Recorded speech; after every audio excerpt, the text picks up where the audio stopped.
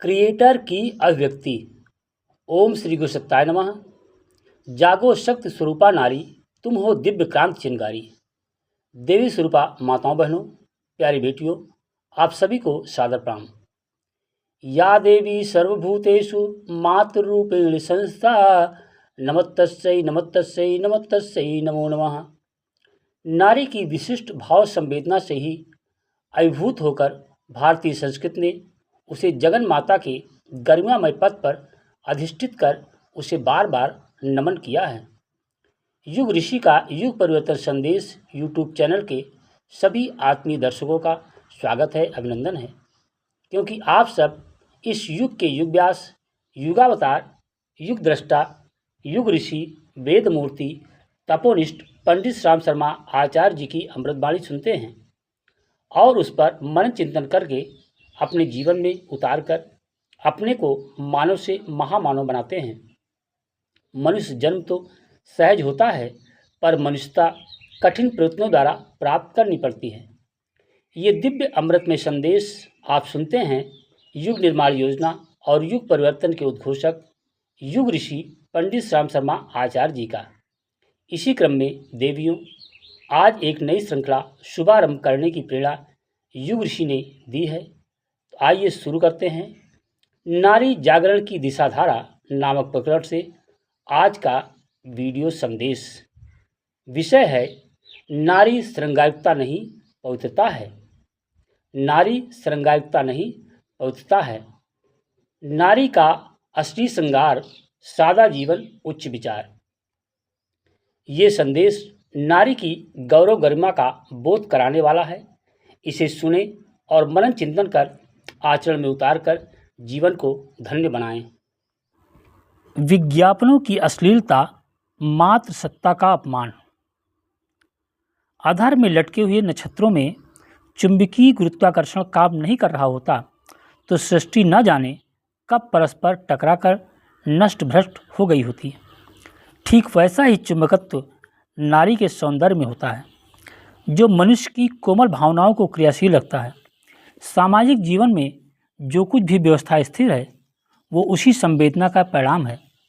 इस सौंदर्य में ही मानवीय सत्ता को कर्तव्य बोध कराया, उसे करुणा प्रदान की, उपकार करना सिखाया और उसे वो गौरव प्रदान किया जो सृष्टि के किसी अन्य प्राणी को प्राप्त नहीं है।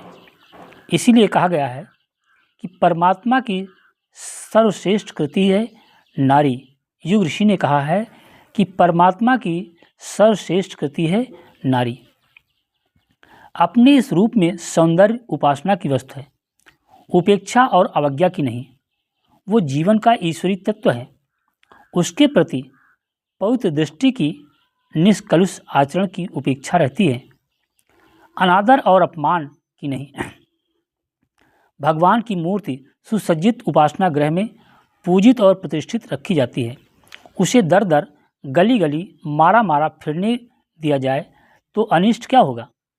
अपनी श्रद्धा और कोमलता का ही सर्वनाश होगा। उसका प्रतिफल प्रभाव जीवन के प्रत्येक क्षेत्र को कलुषित, कलंकित और कुरूप बनाएगा।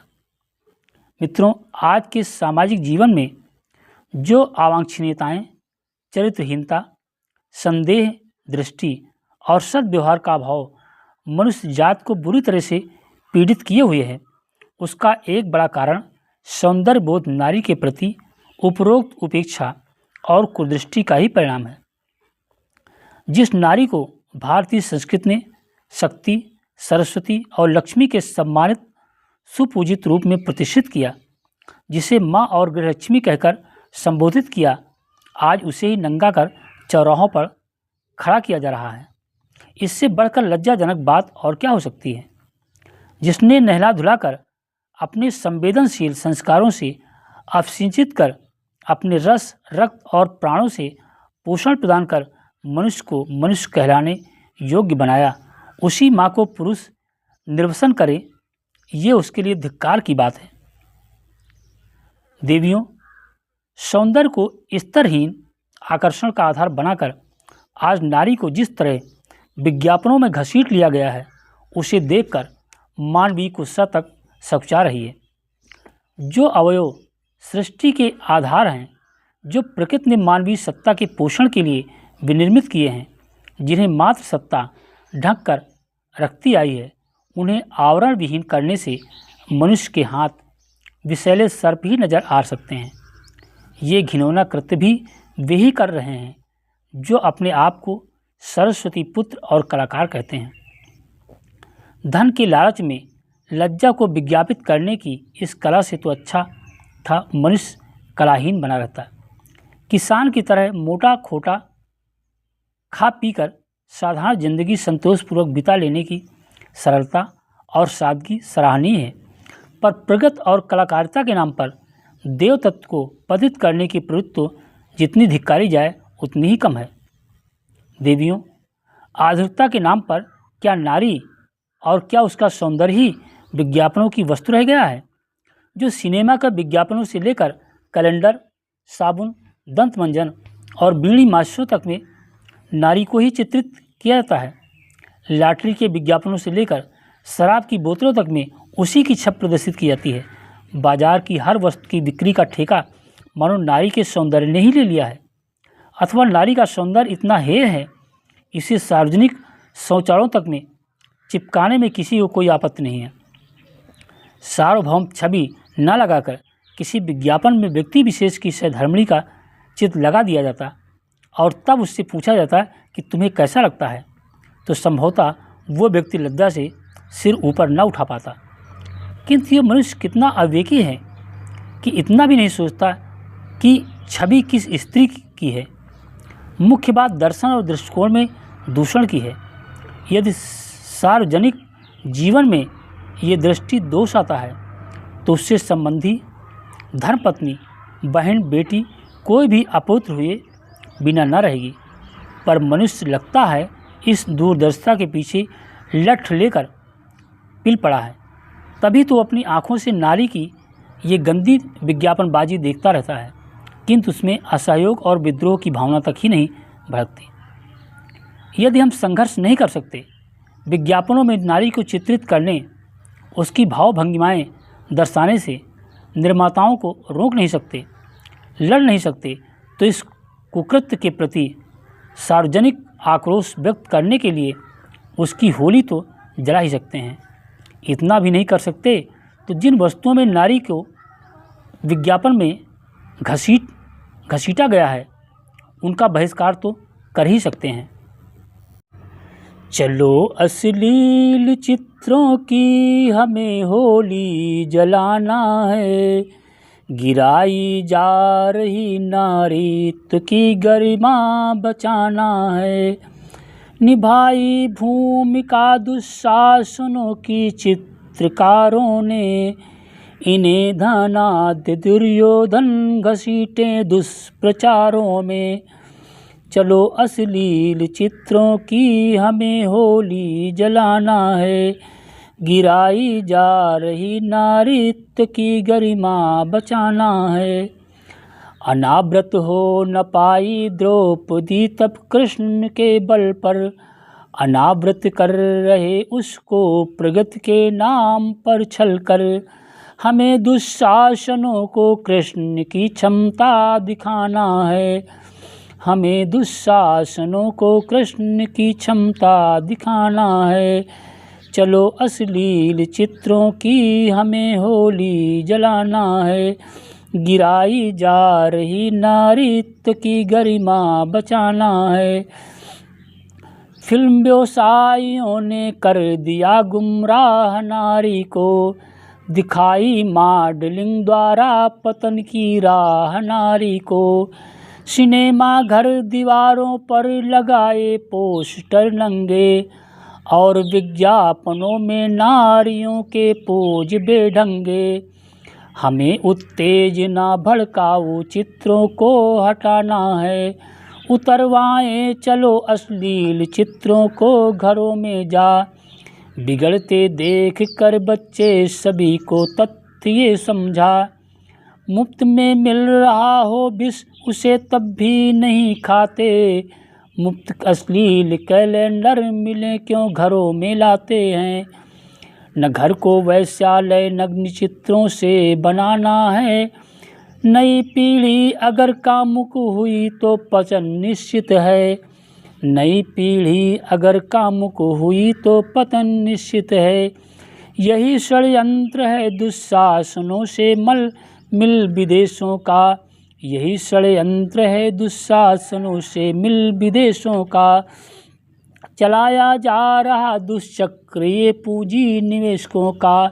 इरादे भोग संस्कृत के की मिट्टी में मिलाना है। गिराई जा रही नारित्व की गरिमा बचाना है। चलो अश्लील चित्रों की हमें होली जलाना है। हमें होली जलाना है। मित्रों, ये बहुत ही प्रेरणादायी गीत है जो इस समय इसी टॉपिक पर फिट हो रहा है। ये भी संघर्ष ही है और किसी हद तक अधिक प्रभावकारी भी है। यदि उन वस्तुओं का उपभोग लोग इस नैतिक चेतना फलस्वरूप बंद कर दें कि नारी जाति का नग्न प्रदर्शन सहन नहीं किया जाएगा, तो ऐसे धन के लोभी स्वयं ही इस कुत्सित आचरण का परित्याग कर दें। ऐसे लोगों की संख्या बहुत थोड़ी है जो साबुनों, पेयों, कैलेंडरों, पुस्तकों तथा अन्य वस्तुओं के विज्ञापनों में नारी का प्रदर्शन करते हैं। पर वही समाज पर इस तरह छाए हुए हैं मानो उपभोक्ता वर्ग अल्पसंख्यक हो और वे बहुसंख्यक। बात केवल सहयोग की है। असहयोग से ब्रिटिश शासन जैसी सत्ता को बोरिया बिस्तर बांधना पड़ सकता था। यदि गंदे विज्ञापनों वाली वस्तुओं का क्रय विक्रय बंद करने का लोग संकल्प लेने लगें तो इन तथाकथित प्रगतिशील और बुद्धिजीवियों की कुछ ही समय में आँख खोली जा सकती है। मित्रों, अपनी सामाजिक समस्याओं में अनैतिक आचरण का विस्तार एक ऐसी बुराई है जिससे हमारी सृजनात्मक शक्तियाँ ही नष्ट होती चली जा रही हैं। सामाजिक जीवन से बढ़ते बढ़ते अविश्वास का विष अब घर घर भरता जा रहा है। उसका अंत क्या होगा, उसकी देश के परिप्रेक्ष्य में कल्पना भी लज्जाजनक है, पर यह होकर रहेगा। यदि समय रहते हम सावधान नहीं होते तो हम मात्र सत्ता के प्रति कलुषित दृष्टिकोण के निवारण के प्रयास नहीं करते। अकेली स्त्री इस दिशा में कुछ नहीं कर सकती। इस सामाजिक बुराई ने व्यापक रूप धारण कर लिया है और अब फिल्म, चित्रकला आदि में फैलता जा रहा है। आवश्यकता समय रहते आग में बबूलों को जहाँ के तहाँ रोक देने की है, अन्यथा उस लपट से सारा समाज ही जलकर खाक हो सकता है। मित्रों, प्रथम जर्मन युद्ध में वीरतापूर्वक लड़ने वाले योद्धाओं में रोनाल्ड निक्सन का नाम अग्रगण्य है।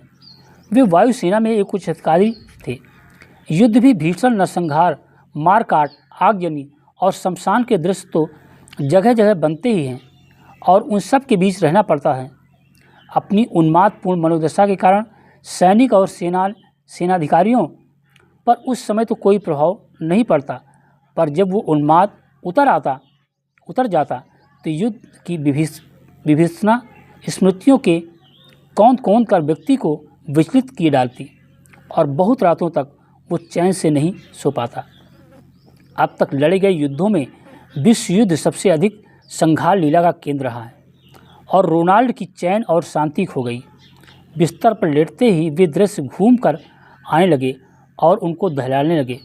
2-4 दिन तो वैसे ही बीत गए, पर जब अधिक समय होने लगा और मनोदशा सुधरने की अपेक्षा बिगड़ने लगी तो रोनाल्ड पर एक और चिंता सवार हुई। क्या करें क्या ना करें। इसी मानसिक उद्विग्न स्थिति में वे एक बार कैम्ब्रिज विश्वविद्यालय गए। वहाँ उन्हें भगवान बुद्ध की शांति, सौम्य और करुणा और प्रेम से आपूरित मुद्रा में प्रतिमा दिखाई दी। मूर्ति की ओर वे आकृष्ट हुए और एकटक उसे ही देखने लगे।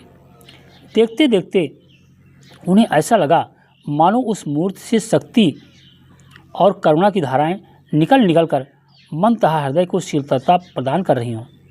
उस मूर्ति को देखते देखते उनके हृदय की अशांत छिन्न भिन्न होने लगी। मूर्ति का कहें या आकृति का ये तो एक प्रभाव है।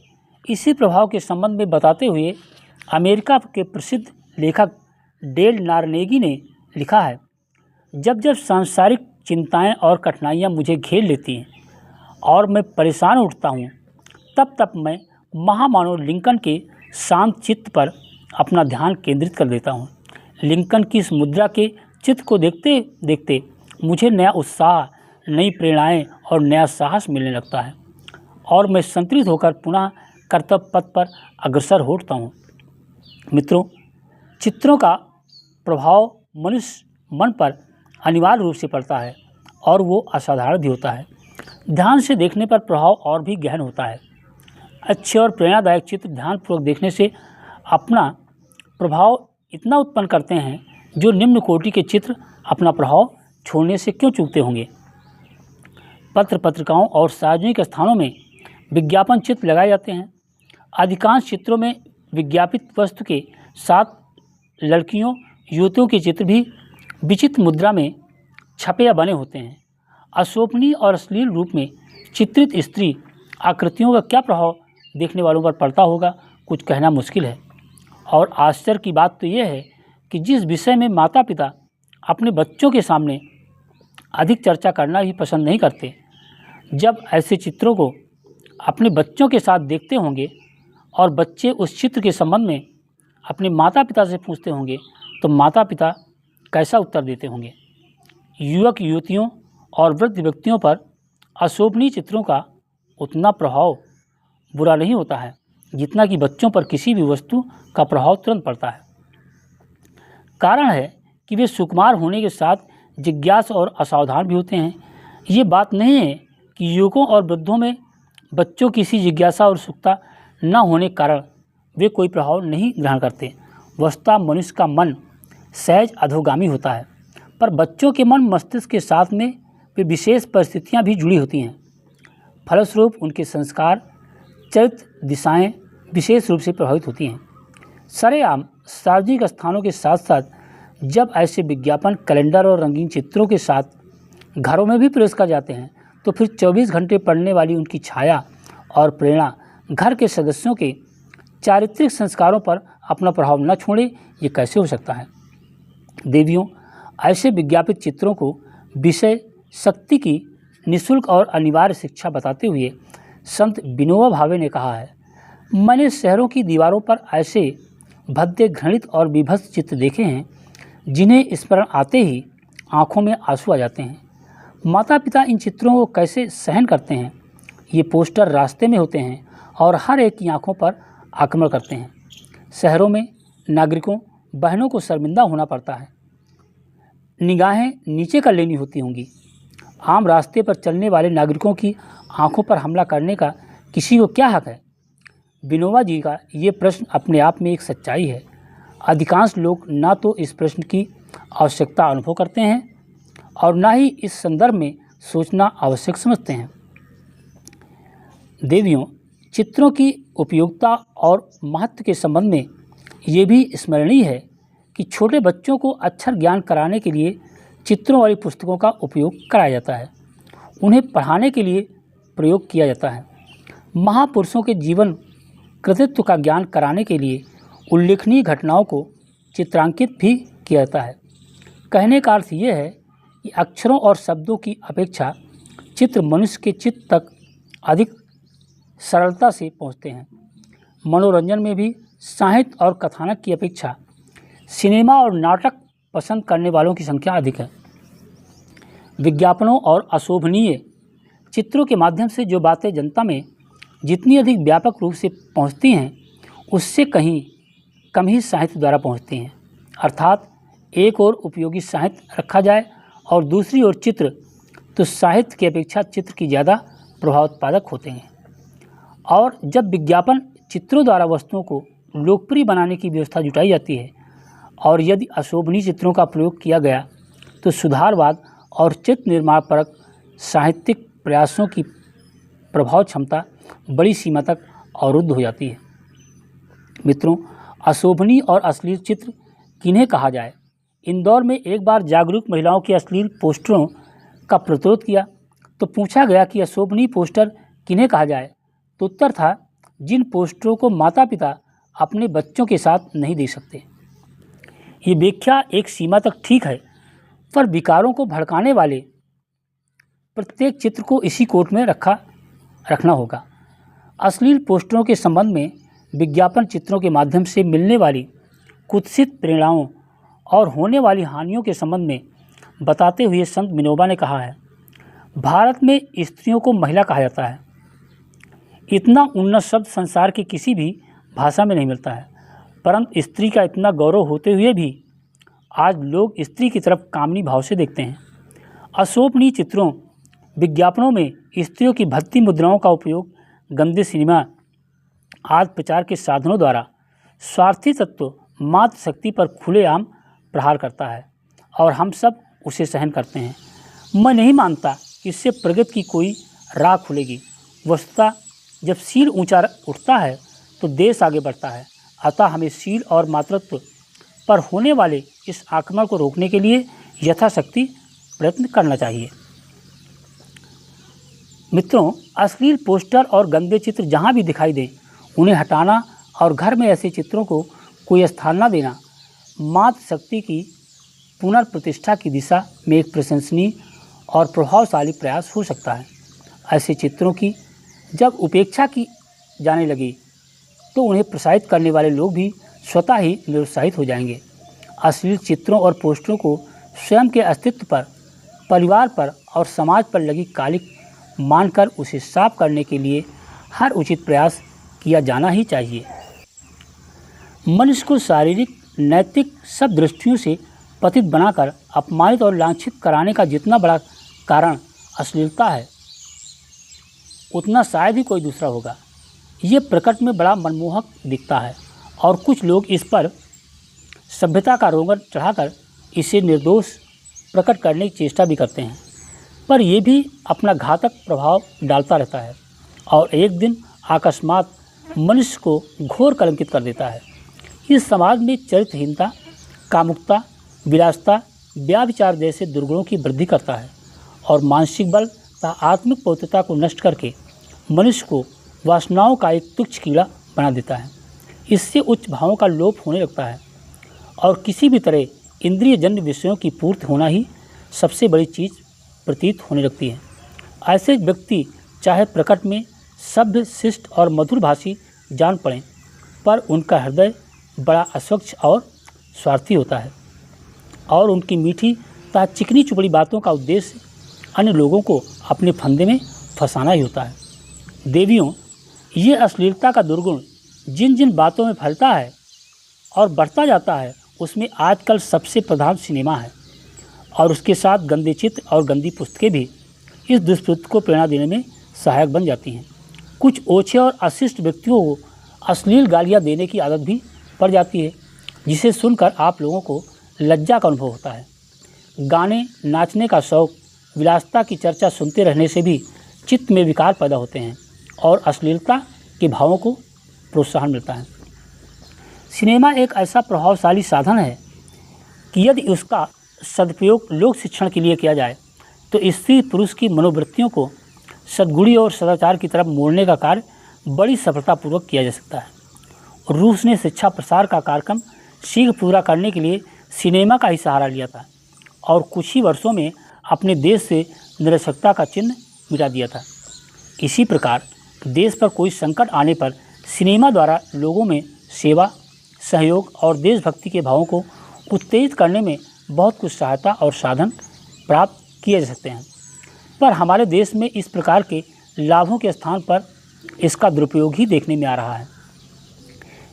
यहाँ सिनेमा उद्योग कुछ धन लोलुप और चरित्र, नीति, धर्म आदि की तरफ उपेक्षा भाव रखने वाले व्यक्तियों के हाथ में आ गया है।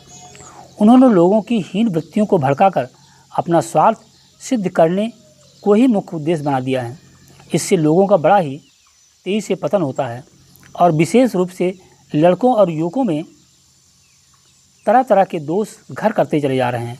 सिनेमा भारत की तरुण पीढ़ी में किसी हद तक अश्लीलता की वृद्धि कर रहा है। इस संबंध में एक अभियोग का फैसला करते हुए मद्रास के चीफ प्रेसिडेंसी मजिस्ट्रेट ने लिखा था, सिनेमा वर्तमान युग का एक अभिशाप है। उसने मानवीय कुलों की हजारों कुमारियों को नाचने वाली वेश्या और लड़कों को भाण बना दिया है और उन्हें लाज, शर्म तथा सम्मान के गुणों से रहित कर दिया है। इन दिनों सिनेमा में शिक्षा और नीति की जो कुछ चर्चा की जाती है वह इसके दोषों को ढकने के लिए है।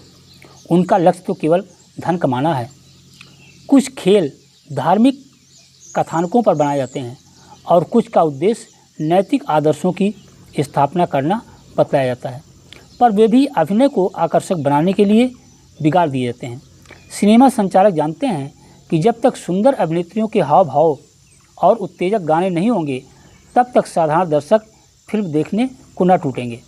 यदि कोई एकाध खेल को शिक्षाप्रद बनाने की चेष्टा भी करता है तो उसे अन्य श्रृंगार और विलास की भावनाओं से गर्म फिल्मों की अपेक्षा कम सफलता मिलती है, और जब वो भी किसी बहाने पतनकारी प्रणाली में ही चलने लगता है। इसका विवेचन करते हुए एक लेखक ने ठीक ही लिखा है कि प्रत्येक चित्र में ऐन्द्रिक तत्वों को गुदगुदाने वाली, उद्वाय वासना को प्रदीप करने वाली सामग्री भरपूर रहती है, जिसका स्पष्ट प्रभाव दर्शकों के मन पर पड़ता है। मनोरंजन कहना स्वतः को धोखा देना है। ये असंयमित वासना ही समस्त दुखों और क्रोध के मूल में काम करती है। इसका परिणाम ये होता है कि कलाकारों का अत्यंत परिश्रम से तैयार किया हुआ चित्र अधिकांश दर्शकों के लिए वासनामय सिद्ध होता है।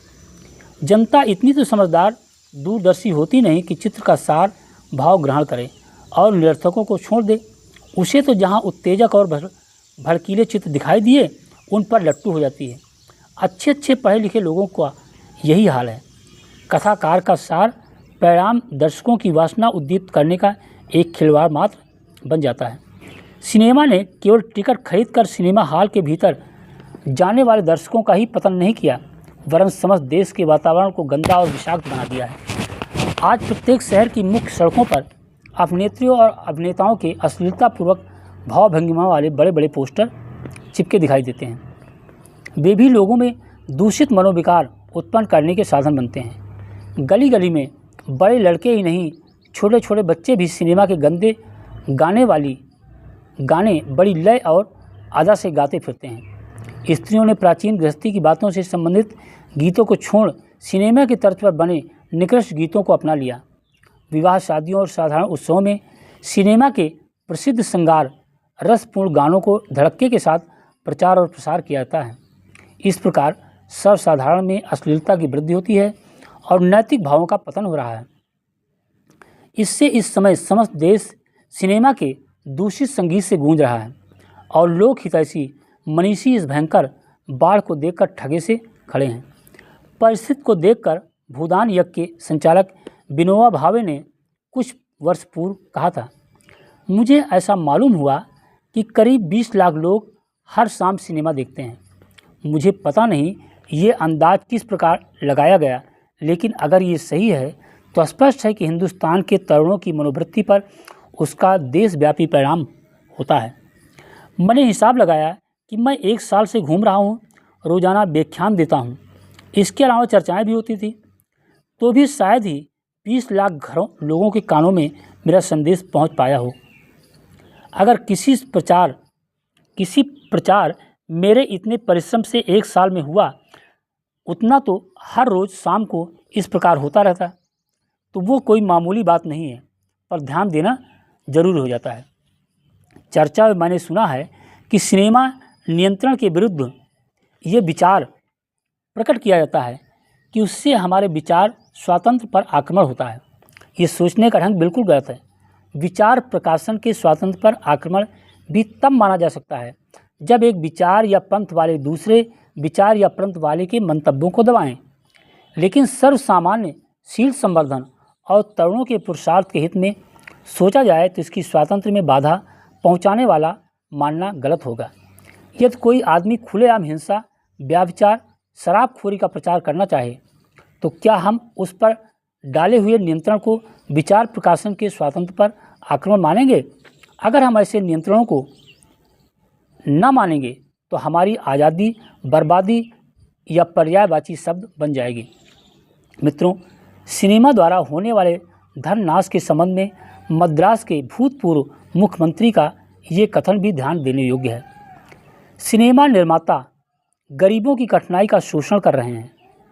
वे मनुष्यों की कमजोरियों को जानते हैं और गंदे चित्र निर्माण कर लोगों की नीच प्रवृत्तियों को उत्तेजित कर उन्हें दुर्भाग्य की ओर प्रेरित करते हैं। सिनेमा में चित्र लोगों के दिमागों को लड़ा देते हैं, जिससे वे इस प्रकार बात सोचने लगते हैं जो उनको हर तरह से नीचे गिराती है। ओम शांति। क्रिएटर का विनम्र निवेदन। युग ऋषि का युग परिवर्तन संदेश यूट्यूब चैनल के आत्मीय दर्शकों, अभी आप सुन रहे थे युग ऋषि का अमृतमय संदेश। इस पर मनन चिंतन करें और जो आपके लिए उचित है उसे अपने आचरण में उतार कर नर से नारायण बने और जीवन को धन्य बनाएं।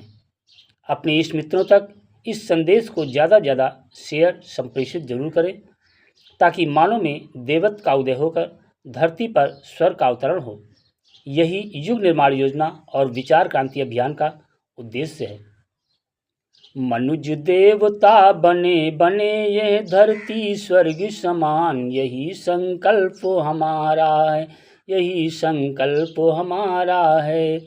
विचार क्रांति अभियान इसी को कहते युग निर्माण, यही संकल्प हमारा है, यही संकल्प हमारा है।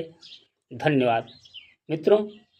ज़्यादा जानकारी के लिए इस YouTube चैनल की प्लेलिस्ट का अवलोकन जरूर करें, क्योंकि प्लेलिस्ट में आपको बहुत सारी आपकी समस्याओं के समाधान के लिए अच्छी से अच्छी वीडियो युग ऋषि के सत्य साहित्य से आपकी समस्याओं का समाधान प्रस्तुत करने वाली मिलेगी। उन्हें भी आप देखें, इसलिए पुनः ध्यान दें, प्लेलिस्ट का अवलोकन जरूर करें। पुनः आप सभी को धन्यवाद।